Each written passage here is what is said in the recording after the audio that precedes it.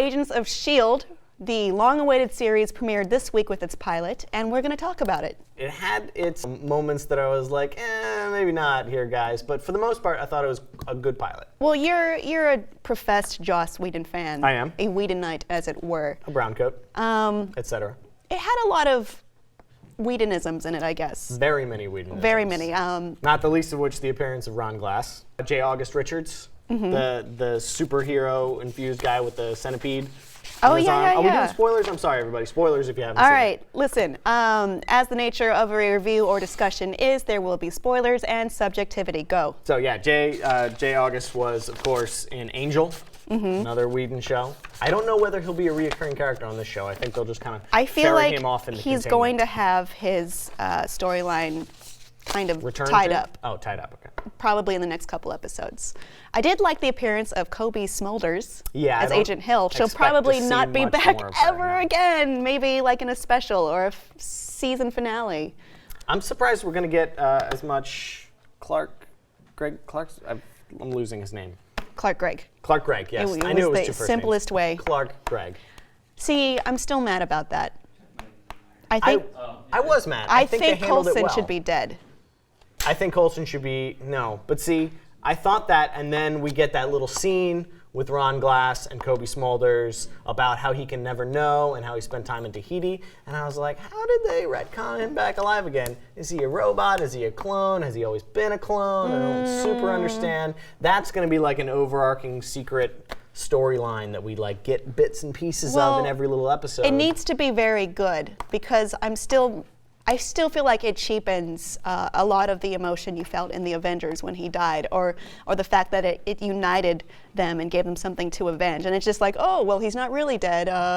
Fury arranged everything. And it's like, oh, the superheroes have clearance 6, but these people have clearance 7. We're better than the superheroes, so watch our show. That annoyed me so much. It took me a long time to get over that. I'm still not over it.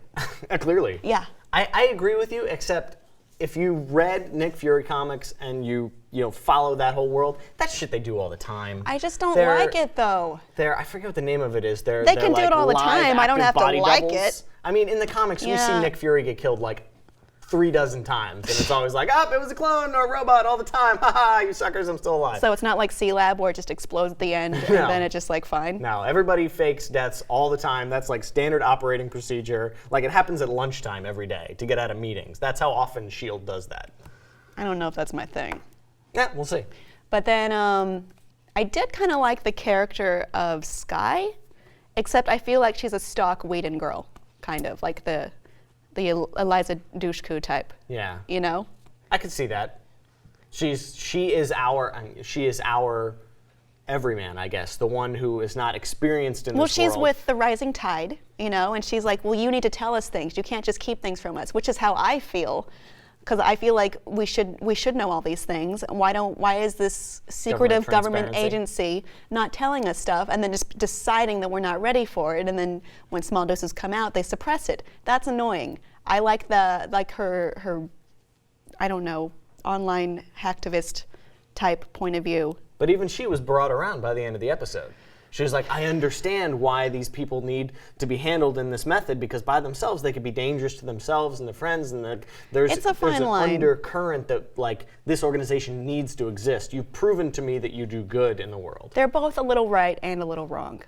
And that's the sort of moral ambiguity that Joss Whedon often straddles in his shows. Guess. By the way, that was a weird little, like, the ingredients that go into Centipede. It's like, it's all got the magic stuff together. And Captain America's superhero serum. And it's got Extremis, which wasn't even brought up in the Avengers movie. That's like an Iron Man thing in the comics.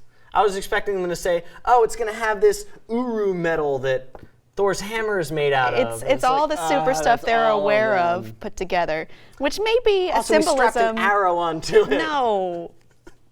And it's a little Russian. No. I feel like that's a good way of them kind of reinforcing the point. Like, it's not that all these guys have all this that makes them super. It's what they do with it, which is kind of like the speech they reiterated at the end.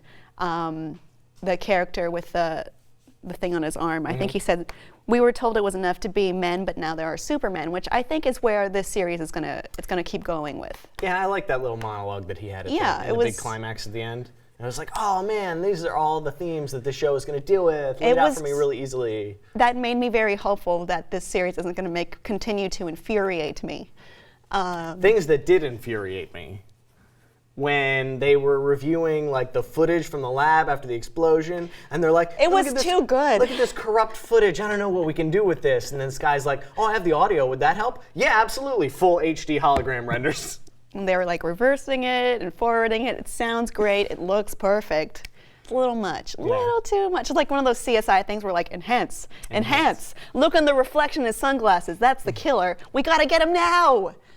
Yeah, it's a little much. But you did like the twins. I do like the twins, Fitz and The Simmons. Lutesses. They're interesting. Yes, they're very Lutessish. Yeah, well, because they finish each other's sentences. They kind of exist as one entity, Fitz Simmons. They're sort of mega geniuses. And they did use the classic, if you see a gun in the first act, it'll come back and be important in the third act. As soon as they said, I don't think it should be called the night-night gun. Yeah. It's like, oh, the night-night gun's going to be back later. It doesn't work yet. Okay, obviously it's going to work. It's going to work later. It's going to be a thing at the end. So that was a little predictable. Whatever. TV's allowed to be predictable sometimes. No, it always has to be perfect and good, and it has to surprise me, and it has to be brilliant. Yeah. Well, I did enjoy... Because it's free entertainment, and that's what I demand. Classic Whedon subversive dialogue. Like how they'll give you, with great power comes... A lot of crap. Really weird stuff.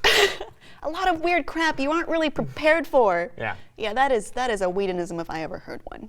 People should be watching the web show that comes on the day before. Well, who's on that Agents show? of S.H.I.E.L.D. Declassified with Brett Ehrlich. Anyone we know? Yes, Brett Ehrlich. Yes, our buddy. For like a preview recap web show, surprisingly good production value and very, very funny.